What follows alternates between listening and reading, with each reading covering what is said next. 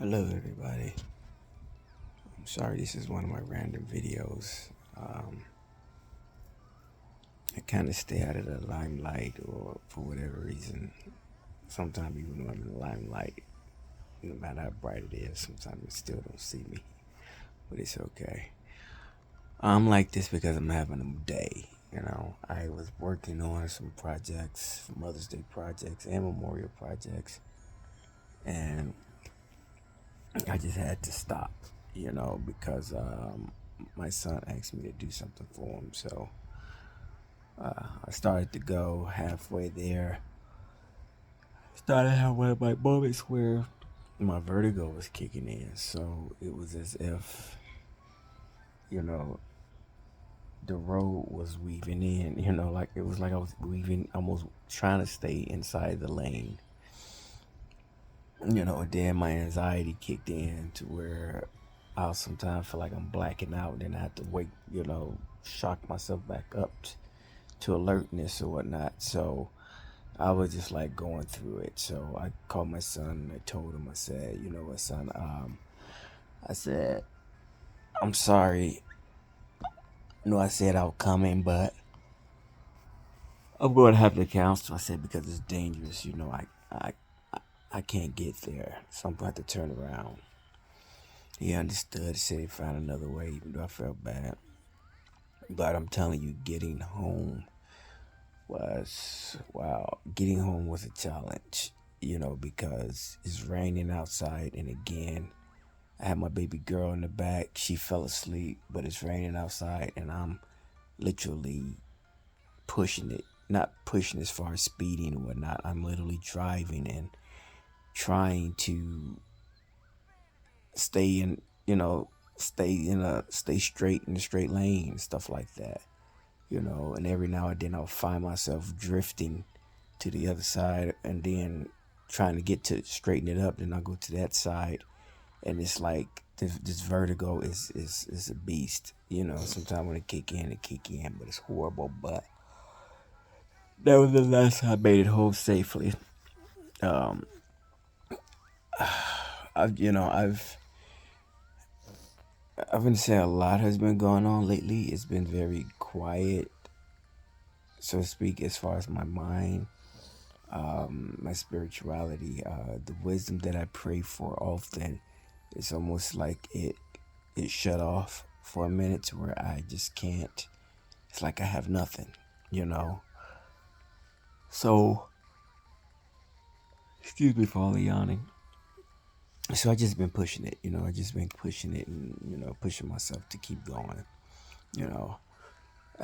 So today, what I'm doing, I just after that, I just came after my son thing. I just came home and I just sat on the couch, and I need this day to I need this day to regroup. I need this day, how many days it takes, but it sucks. It really sucks sometimes, you know. But nevertheless, I'm still here, and and I thought about something while here and everything, and it's regarding, believe it or not, it's regarding women. You know, women and how they treat it, so to speak. I abhor the way men. I know myself being a man. I abhor the way males treat women. Some women, and then how some women become become the disrespect that men gave them. I.e., the biggest one is bitch. Calling yourself a bitch. Your songs, I'm a bad bitch, just bitch, bitch. Bitch has always been another name for a female dog, an animal, and yet you chose. And I remember at one point in time, sorry, I remember at one point in time, it was disrespectful to call a woman a bitch. It still is. You be ready to fight, but a guy call you that, whether it be social media, on the radio, or whatnot, and you think that you are. You're not that. I actually hate the fact that women, some women actually denounce their womanhood to be called a four-legged animal. It's kind of disrespectful to yourself and to your mom, to your parents. And then I see how some guys like talk down on women, What? I'm talking to people. Yeah. Sorry. How some guys talk down on women and you want a nana now? Yeah. Okay, let me get her a banana. Oh. It's disrespectful. That's all I'm saying. They were like back in, I want to say, mainly I'd say primarily what I'm speaking of now is like the 50s. In the 50s, some men used to have women like, you got to be in the house, you cook dinner, you come home and sit on the couch. She gives you a beer and stuff like that, and you talk down to her like she owe you anything, and just treat them less than. And then, hold on one second again. I'm still here. There you go, princess. And, excuse me, treat them less than. That figure's ridiculous. When it comes to pay, the workforce, being in the street, everything is just ridiculous. Politics. No, it's crazy how politicians treat women. And I don't know why. Because they try to make women look like they're weak.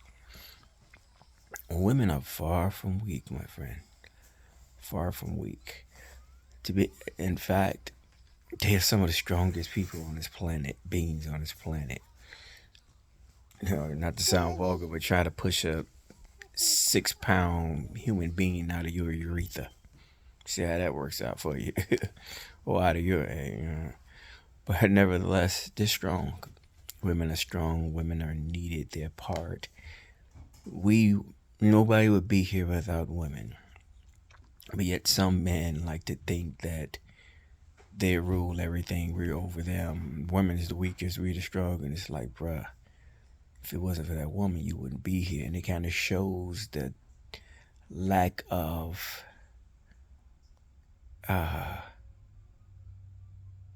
sense and lack of what's the word I'm looking for? Intelligence.